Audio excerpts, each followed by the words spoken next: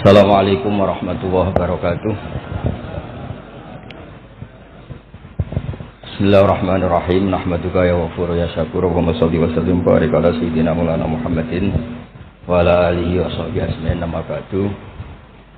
Pengarsa para alim alamah, para kasepuhan, para kiai ingkang sangat kula hormati. Utamanipun Kyai Haji Ahmad Mustofa Bisri dan keluarga, wonten Gus Yahya, Gus Menteri dan Kiai sepuh, wonten penantang kula fikih Kyai Marzuki. Mboten nantang. Iki Malang ngoten niku. Terus kapan-kapan struktural pengurus NU niku piyambake Suriah mawon ampun tanfidiyah. Nggih kula memang dari awal kepengin takzim teng Mbah Mus, kula boten biasa pidato lami kados Kyai Marzuki. Kula 20 menit. Ngeten nggih. Jadi fikih kita niku fikih Syafi'i. Imam Syafi'i itu ngaos kalian Imam Malik. Ngaos usul fikih kalian Muhammad bin Hasan Asy-Syaibani, muridipun Abu Hanifah. Niki penting kersane sanad terjaga. Teng mriki riyen wonten Ki Bisri, murid saking Ki Khalil Harun. Ki Khalil Harun keluarga sarang, muridipun kakake namine Umar Harun. Riyen alim-alime Ki sarang sawise angkatipun Mbah Ghazali, angkatanipun Mbah Ghazali Ki Umar Harun, termasuk guru-gurunipun Mbah Dowi, gurunipun Mbah Muhaimin. Santen keluarga kula Lasem nate ngaos Mbah Umar Harun, termasuk buyut kula kandung namanya Mbah Dimyati. Lalu ini alhamdulillah wau Kyai Marzuki mun panjang lebar rangno fikih. Dan alhamdulillah tuduhannya selalu gak sah. Nggih. Kula matur Gus Samtong, Kyai Marzuki senane gak ngesano sembelian, kula bagian sing ngesano. Karena kalau ndak ada khilaf itu kasihan umat. Kalau umat ini tidak ada khilaf itu jadi repot.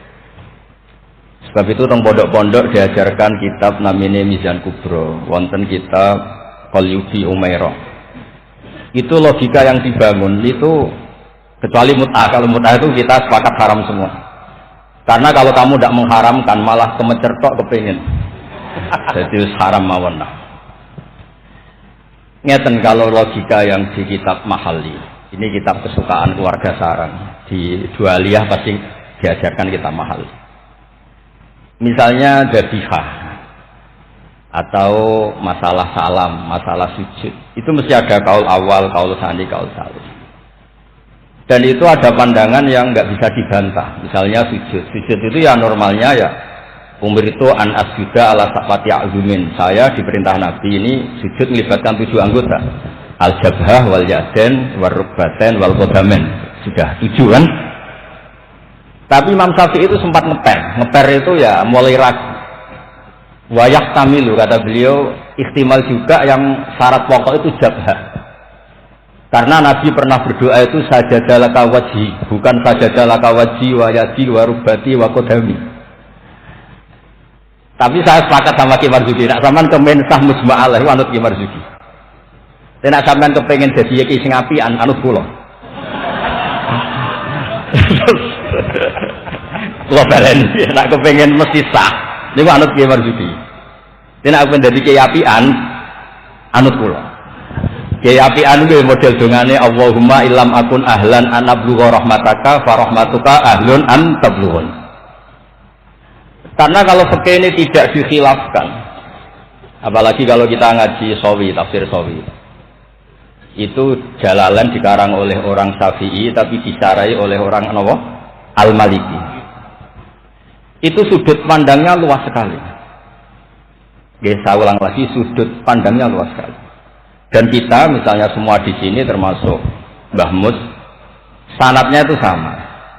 Karena indukan di sini itu akhirnya kita ngambil Mbah Hasyim. Mbah Hasyim sejarah yang mudah ditulis niku ngaos kalian Kyai Mahfud Termas. Kyai Mahfud niku riyen ngaos kalian Shahibul I'anah Said Abi Bakar Sato. Wau Kyai Fakih Miftah niku keluarga saking Mbah Mas Kumambang niku riyen nggih radi rivale Kyai Hasyim. Terus Kyai Fakih niku penentang Mbah Hasyim dalam bab kentongan. Terus sing Mbah Hasyim nate berpikir harame kentongan, sing Mbah Fakih bilang kentongan itu apa? halal. Padahal itu rois am kalian wakil satu. Ya akhirnya nggih lucu. Cerita yang beredar sing terkenal riyen keluarga mriki nggih ngaos teng Mbah Dimyati Termas, adik ibu Kyai Mahfud. Itu cerita yang terkenal itu Kiai Hasyim mau rawuh ke Termas, semua kentongan disembunyikan termasuk beduk. Mbah Hasyim sempat GR, wah bagus anut mazhabku. Setelah gabungan sama Kiai Dimyati, adiknya Kiai Mahfud, santri yang lugu itu matur, Mbah kentong beduk sudah disimpan, aman. Ternyata kok bodon-bodonan tok untuk menghormati apa? Mbah Hasyim. Lalu karena logika yang dibangun itu orang seneng Mbah Fakih Mas Kumambang. Niku senajan to NU lah dia tetap ngaku kentong. Kiai Fakih itu mboten trimo nak kentong itu disamakan dengan nakusun nasoro, kentongnya tiang Nasrani. Karena fungsinya niku tiang kebakaran ya kentongan, tiang banjir ya napa? Kentongan. Jadi tidak identik untuk manggil orang ke napa? Biak atau ke kanisahnya orang Nasrani. Jadi kunane kuno, khilaf itu harus kita jaga. Ya saya ulang lagi, khilaf ini harus kita jaga. Ikhtilaful a'immah apa? Rahmah. Tapi tadi basisnya harus ngaji. Dulu itu ya orang sholat jenazah itu ya normal. Jenazahnya di depan, yang nyolati ya di timurnya berarti kalau di Indonesia. Lalu ya ada saja yang usil, itu syarat sah apa adat? Ya ada ulama yang mungkin di kasus Mbah Marzuki syarat sah. Terus ditakoi lan salat dhaif piye mayit ning Surabaya salat dhaif wong Rembang. Akhirnya mulai ngepeh. Yang syarat di depan tuh imam bukan jenazah. Akhirnya yo wong akeh. Wong akeh ya diangkatan terus. Ya nak jenazah ono ning Arab, nak jenazah ono ning Gurilah. Ya itu kan logika fikihnya kacau. Kacaunya itu ya itu syarat sah apa syarat adat? Artinya kata wajadna salafan wa khalafan. Tawaf di Ka'bah juga gitu. Imam Syafi'i itu bersikukuh kalau tawaf terlalu dekat itu enggak sah. Alasannya di situ ada tonjolan sagarwan, tonjolan pondasi. Jadi kamu tidak mengitari Ka'bah tapi di atas Ka'bah. Tapi kata Imam Malik, kata Imam Hanifah ya ora apa-apa. Ngono iku keteluk mubeng kok repot. Jadi memang mulai dulu, saya ulang lagi mulai dulu. Itu lama ndak debat itu ndak bisa. Karena di ranah yang tidak al-usuli, tidak masalah akidah, itu sudut pandang itu luas, midan kalau orang bilang midan. Sebab itu riyen setiap ulama nanti dibully. Wah bisa-bisa. Abu Hanifah nanti liwat tenggene daerah wisata. Sepatah penyanyi-penyanyi wedok nyanyekno tiang-tiang suga-suga wong lanang-lanang. Barang Abu Hanifah rawuh lewat iku menencep, mohon niat itu menencep. Abu Hanifah ngendikan ahsantun nas. Terus imam yang rival beliau, Ibnu Abi Layla itu rival beliau. Suatu saat ada masalah di pengadilan, Abu Hanifah jadi saksi. Kamu tidak sah jadi saksi. Karena ketika melihat penyanyi-penyanyi kamu bilang ahsantun, kamu bagus. Kalian semua bagus. Itu tidak sah. Masa kiai kok ngelegalkan apa penyanyi-penyanyi cewek, penyanyi-penyanyi putri. Kata Abu Hanifah, saya bilang gitu itu ketika diam apa ketika nyanyi? Ketika diam. Lah ya maksud saya pas diam itu juga pas nyanyi. Jadi mulai dulu itu kiai itu dicari celah salahnya. Dan itu seni jadi kiai. Jadi kalau tidak ada orang yang menyalahkan itu mungkin kirang cerdas. Nanti kalau matur ke Samtong, gue udah khilaf gue Sulil, soalnya mantu-mantu saingan lah. Semua saingan rebut warisan novelas pokoknya saingan. Ya warisannya kiai kan juga ilmu katanya. Karena kalau nggak saingan itu terus apa? Gak mutu.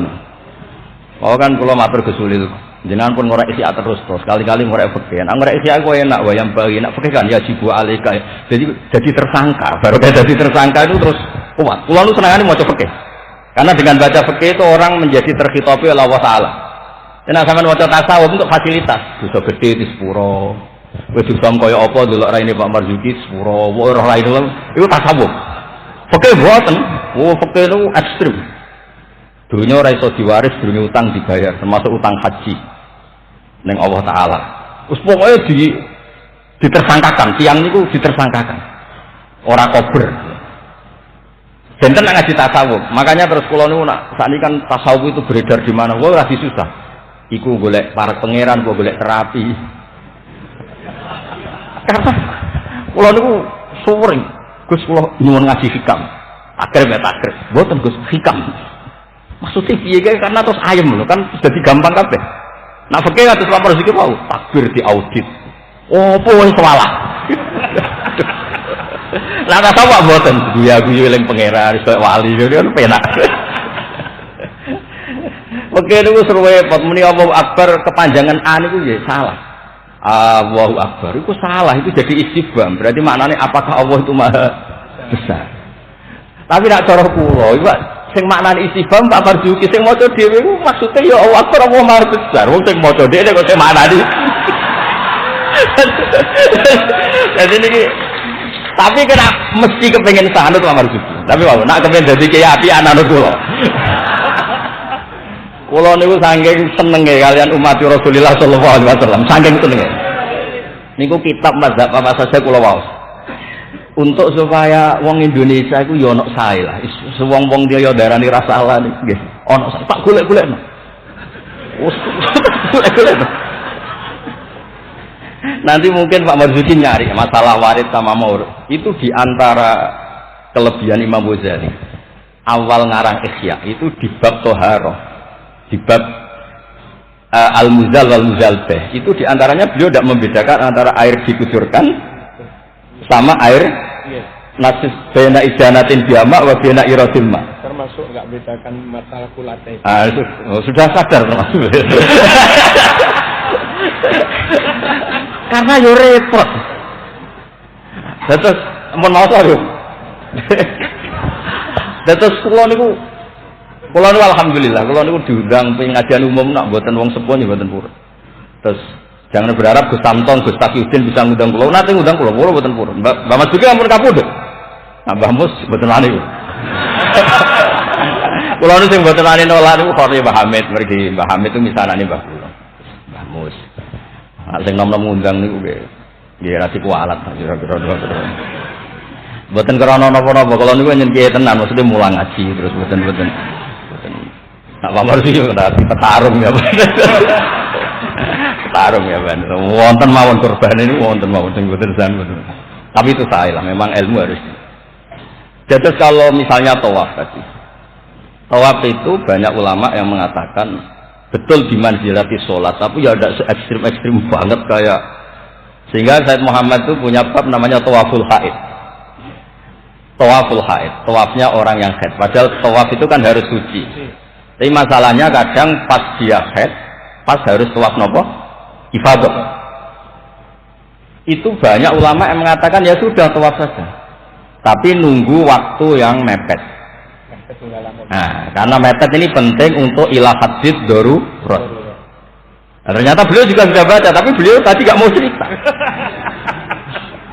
Senengane kudu lak wedok sing ketok aurat lho, kowe iso roh yo.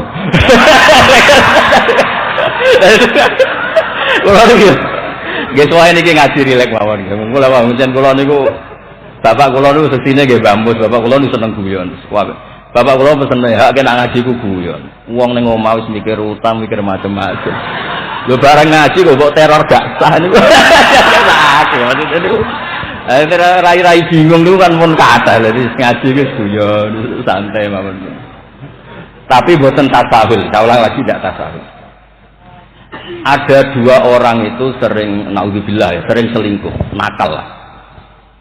Ya nakalnya agak jelas namanya orang nakal. Ini cerita di kitab Mizan Kubro. Setelah dengar kabar orang itu sampai datang ke Rasulullah. Ya Rasulullah kita berdua ini sudah nikah. Itu Nabi jawabnya itu qad kharaja min sifahin ila nikahin. Ini sudah keluar dari status perzinahan menuju nopo nikah, dan Nabi tidak bahas masa lalunya. Sehingga dalam tradisi Jawa itu di fikih wali itu anut Syafi'i, tapi orang ngungkit itu anut Hanafi. Maksudnya gini, produk putri yang tidak dari nikah sah itu kan tidak bisa intisab ke bapaknya. Jadi di bab ini anut Syafi'i, si bapak ilegal ini tidak sah jadi apa? Wali. Tapi mengapresiasi nikah. Bagaimanapun itu cara keluar dari sifat, keluar dari status perzinahan. Satu-satunya cara misalnya gini, hari Ahad itu masih selingkuh, sekali malam Senin itu nikah, berarti status baiknya adalah qad kharaja min sifahin ila nikah. Jadi ilmu itu banyak dan sudut pandang itu banyak, karena ya tadi fikih itu masalah furu'iyah. Ada ulama yang agak kritis, tapi ya gimana ini? Misalnya begini, pelanggaran tertentu itu sanksinya itqu raqabah, memerdekakan budak. Kalau tidak bisa lagi begini, terakhir puasa 2 bulan. Nah ulama ini ngerti, si pelanggar ini raja kaya raya. Tujuan sanksi itu kan memperberat. Kalau disuruh merdekakan budak gampang sekali karena dia orang kaya, maka sanksinya langsung disuruh puasa 2 bulan.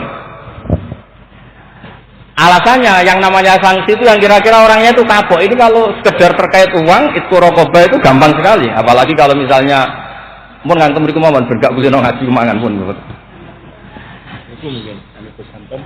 Sama lagi, misalnya di kafaratul qatli yang khotok atau kafaratul yamin. Kafaratu tamu asharati masakina seterusnya atau apa saja lah. Kan biasanya kafarah itu sosial dulu.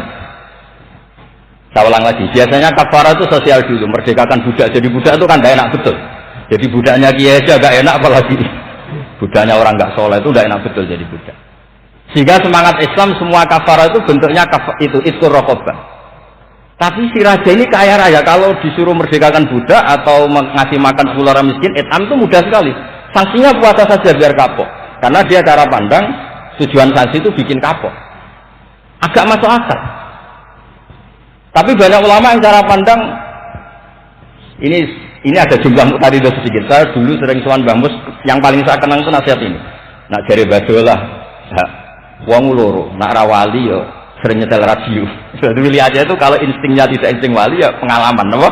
Karena fatwa fikih itu butuh tajribah, butuh pengalaman. Begini, merdekakan budak itu bagus, menguntungkan yang dimerdekakan. Nggak penting yang merdekakan ini mudah apa enggak. Semangat Islam itu menguntungkan orang lain ini tidak penting. Saya ulang lagi ya, kalau ulama yang pertama tadi, Ba'duhum itu, kalau disuruh merdekakan budak atau ngasih makan orang miskin kan mudah sekali bagi orang kaya raya. Sanksi yang berat dia disuruh apa? Puasa. Masuk akal dari segi pelanggar ini. Dari segi pelanggar ini. Tapi dari segi sosial, menguntungkan mana? Merdekakan budak apa puasa? Budak. Merdekakan budak. Nah sekarang Islam itu lebih berkeinginan merdekakan budak apa berkeinginan ngasih sanksi orang ini? Merdekakan budak. Falak takamal aqobah wa ma adraka mal aqobah fakku raqobah. Akhirnya ini jadi ulama yang minimalis. Dibully kalau sekarang. Makanya kata ulama yang wali, wis ora usah dipikir urutane ning Quran ngono ya ngono, ora usah dipikir. Ini jenis wali. Yang jenis peneliti, semangat Islam itu merdekakan budak, bukan memperberat sanksinya pelanggar. Itu tidak penting. Nah ini sudut pandang. Jadi mau tidak mau. Makanya saya ini matur nuwun lah. Makanya tadi ketika Pak Marzuki naik, langsung maju. Kalau nu sering delok beliau, tapi penyen petarung. Agar fatwa ini ono korban. Ada petarung. Ya bagus lah, memang fikih itu butuh munazir itu petarung. Supaya ilmu itu hidup, bukan petarung yang tadi pakai santet, pakai apa enggak. Memang ilmu lah. Ya dulu itu sama masih ingat debatnya Mbah Mun sama Badal itu kalau guyon gini, kiai gede nak diundang ning desa apike teko ta ora. Ana sing bilang ya apike teko lah sakake wong desa. Tapi survei membuktikan apike ora iku kan jobe kiai cilik. Dindak pisan mbek kiai gede. Harus ada sudut pandang itu. Terus adab. Lah iya, makanya kan Yorono pas orang ngaji kan iso. Sing rapat salam tempel lah kok angel temen nerangno. Lho kan kalau kula nu ngalami, kula dari wong akeh ra kiai gede, nek diundang desa boten kurang. Tapi teng kiai desa kula sering milih. Oh sektine kathah pangeran lah, nek kurang akeh. Kurang top, kula ayu saya baru saja sektine pangeran. Kula sering milih kiai desa kula tiliki. Termasuk nyun sewu kadang kula betani terjemah UI, kula sukani Idris, kula sukani kitab-kitab akidah Mbah Sakur akidah. Karena tadi, nah aku teko. muludan ning desa, kas musolae mbok piro. Terus digo nyamoni kiai ketua Tamsid Jawa Timur. Wah, iku ngentekno kotak yakin. Iku ora merakyat iki. Lah alasane tawadhu, tiliki pas ora ono salam. Tempel. Istili aturi. Mboten iki mboten sok-sokan suci mboten iki cerita mawon. Artinya sudut pandang itu selalu ada. Kula cerita bolak-balik. Kula nate diundang manajemen mboten teko.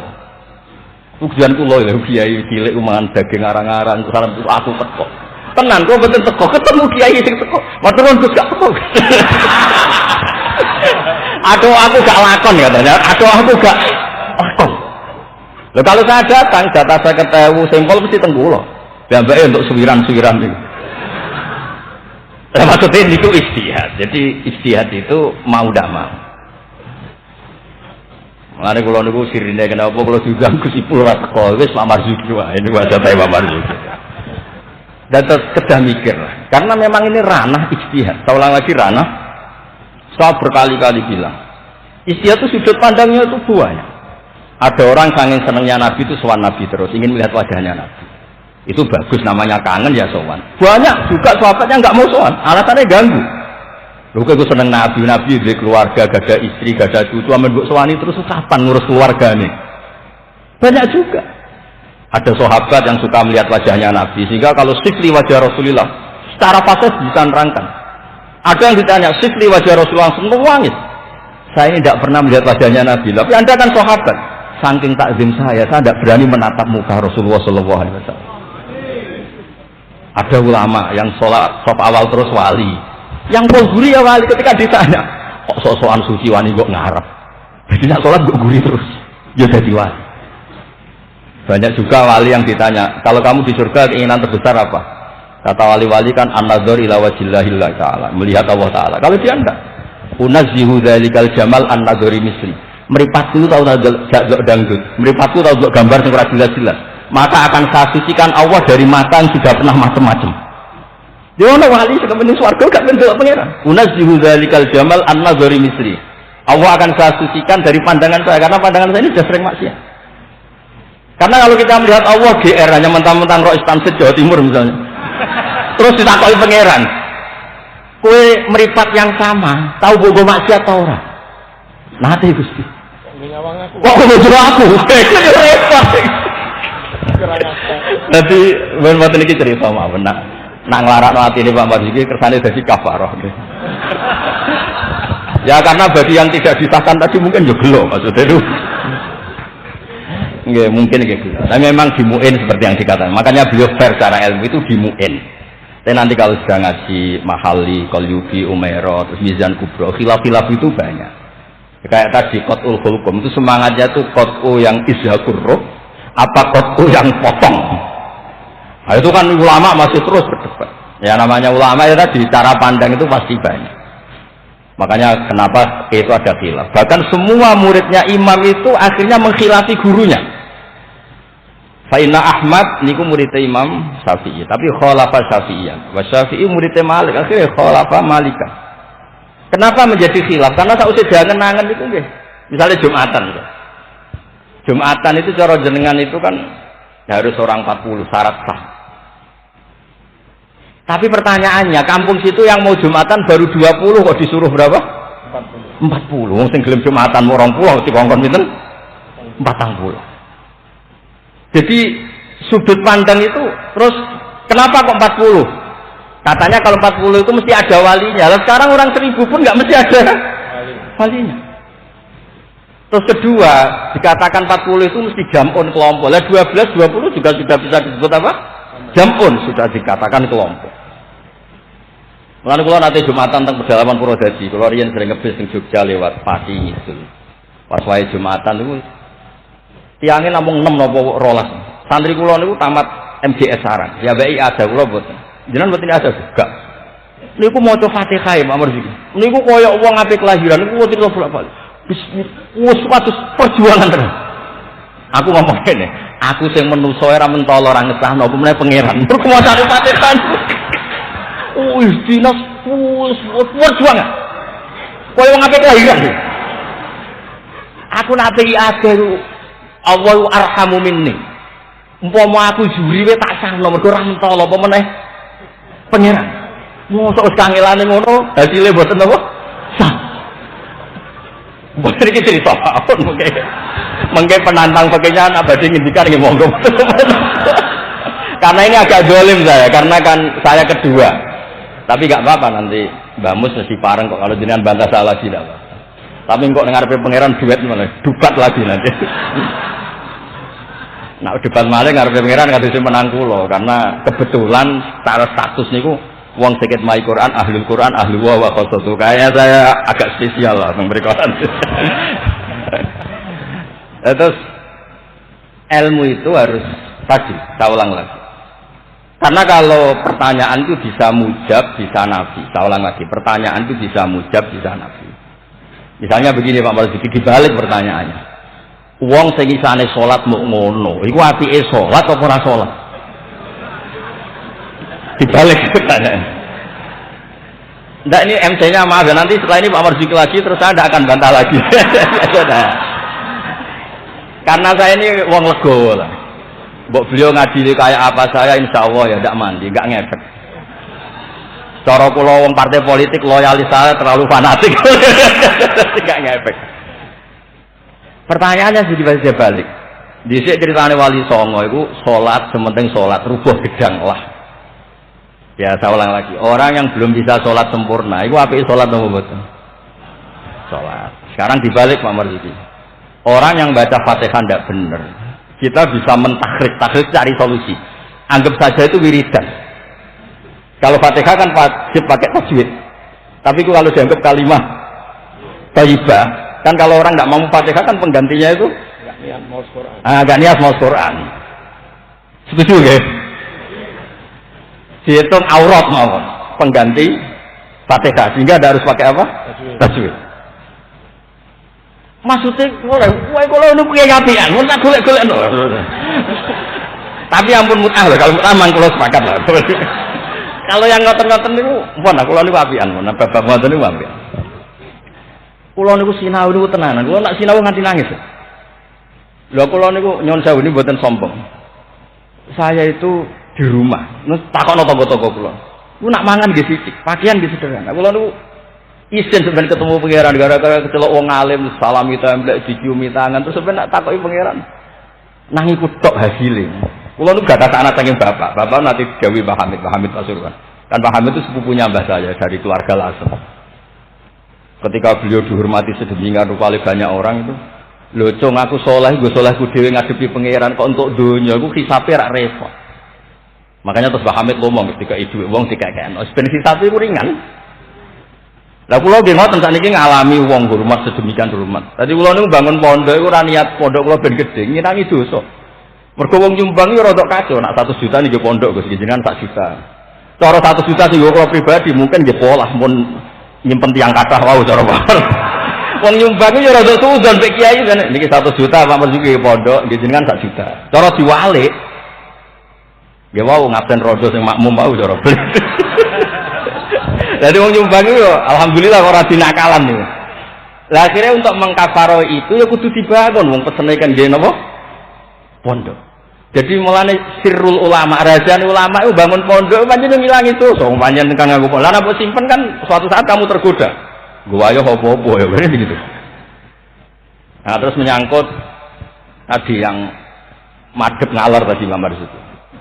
Kita yang orang NU kan sering dikritik mereka bahwa Rasulullah itu idan sorofa min sholati itu akbala alina biwajhi. Memang akbala alina biwajhi. Jadi kalau mereka benar-benar menghadap ke timur. Terus kiai kita kompromi, ya suara madhep wetan tapi madhep ngalor. Ya resikonya tadi pelengahan tadi. Itu saya tahqiq baca di Fathul Bari di sarahnya Bukhari. Filosofi Nabi menghadap ke andekan di Indonesia ke timur. Kalau konteks Indonesia ke timur itu untuk memaklumatkan kalau sholatnya sudah selesai. Jadi sebetulnya itu bisa diganti gerakan apa saja yang memaklumatkan kalau sholat itu sudah apa? Selesai. Takutnya Nabi ada orang yang iktamma bihi walam yadri annahu qad qada sholata. Takutnya itu ada orang makmum, kiranya Nabi di sholatin ternyata sudah ada sholat. Berarti apa? makmum ini rabtu sholatihi biman laisa fi sholatin. Berarti makmum ini menggantungkan sholatnya sama orang yang sudah tidak sholat. Misalnya begini, andaikan Nabi tetap posisi tahiyat akhirah madhep ini. Nabi tentu khusyuk anteng. Terus Gus Samton datang, kiranya saya masih ratus makmum, usolli apa makmuman. Padahal hakikat saya sudah tidak sholat. Berarti apa? Menggantungkan sholatnya, diikatkan sama orang yang sudah tidak. Nah, karena Nabi takut seperti itu, beliau menunjukkan satu gerakan fisik yang menunjukkan kalau beliau sudah tidak sholat. Makanya sirinya kiai-kiai alim itu kalau misalnya nggak merubah posisi karena sanad torekohnya gitu, bilang astagfirullah mesti kenceng. Bersalam astagfirullah, karena itu memaklumatkan ini sudah ada sholat. Ya clear nih. Maksudnya itu pentingnya ngaji tenanan, mau kitab tenan. Lalu nak diundang tiang nak bener pernah sepuh, tak anggap haram tenan. Sesuatu haram tenan. Karena yang belum diundang pun kata lah sudah. Kalau yang sinau tenanan sudah bisa dihitung dengan jari. Dengan termasuk pulau lah, betulnya sombong termasuk pulau. Nah, Gus Samtong rambut saya kan betul pulau. Mau kita cocokkan pulau, murah apa Gus? Bisa wajib. Nah, tengen pulau tak kayak kitab ya. Buat nanti kalau tanggal jadi mantune bambu semua di desa gede, pokoknya kalau takon ngaji. Kalau cucu-cucu bahasa misalnya ngaji sabut nanti kalau tanggleti macam-macam. Jadi penting supaya kenapa tradisi toriko banyak orang-orang soleh yang tetap menghadap barat, tapi astagfirullahnya dikeraskan untuk maklumat kalau beliau sudah enggak sholat. Jadi enggak apa-apa sampai ndak akbal alil wasi enggak apa, karena sudah kadung dipakai kubu sebelah ke situ. Biasanya orang kalau sudah dipakai, ya sama seperti nasibnya kunut. Jelas mazhab Hanafi itu tidak kunut, orang Syafi'i kunut. Tahu-tahu sekarang jadi politik identitas. Ini enggak berani enggak kunut. Sudah dicoplok dari tanfidiyah kalau misalnya. Meskipun ngajinya kunut itu sunat, tapi ngalang-ngalai wajib itu politik identitas. Berisiko betul. Makanya pernah Allah Ta'ala disifati aja gak terima pernah. Assalamualaikum warahmatullahi ta'ala wabarakatuh. Ada ta'ala. Padahal ta'ala maknanya mau luhur. Mubalek berikutnya karena tidak, formasnya tidak sama. Assalamualaikum warahmatullahi tanpa ta'ala wabarakatuh. Wong kok hasute ngono, wong mau disifati ta'ala kok gak terima. Assalamualaikum warahmatullahi tanpa ta'ala wabarakatuh. Jadi kalau nuruti kelompok itu, nggih ngoten niki pun napa nggih petarung yang baik, pun napa pembanding yang baik nggih. Niki kula sudahi mungkin ambek badhe bantah nggih monggo dan saya tidak akan bantah lagi. Nggih pokoke kula suwun perilaku yang salah dibenerin sesuai dawuh Pak Marzuki, tapi nak kadung kowe ra iso. Tak golek-golekno dalil. Wes aku nak ketemu Nabi itu yang sah. Nabi nak ngendikan wong dosa ngene elek, tapi Nabi yo ngendikan syafaati li ahlil kabair min mati. Yo nyalahno tapi nek kadung salah yo disafaati. Ora kadung salah dibles. Assalamualaikum warahmatullahi wabarakatuh.